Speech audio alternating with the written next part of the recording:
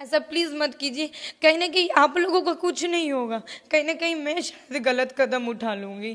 कोई किसी के साथ नहीं है, और जो लोग बोलते हैं ना आपके हर प्रॉब्लम में हम लोग सुख-दुःख में आपके साथ हैं, कोई नहीं है।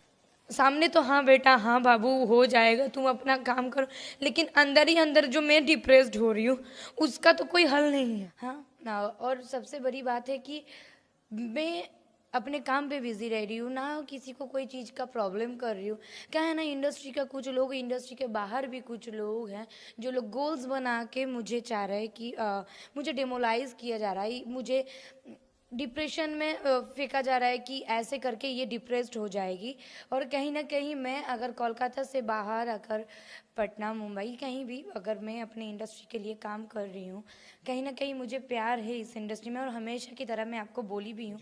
और आज मैं सही में बहुत दुखी हूँ, क्योंकि मैं अपने आईडी से पोस्ट भी की हूँ, और कहीं ना कहीं मुझे बहुत ही ज़्यादा ख़राब लग रहा है कि आखिर क्यों मैं किसी के साथ तो दुश्मनी नहीं किया हूँ, मैं कभी किसी का बुराई तो किया नहीं हूँ।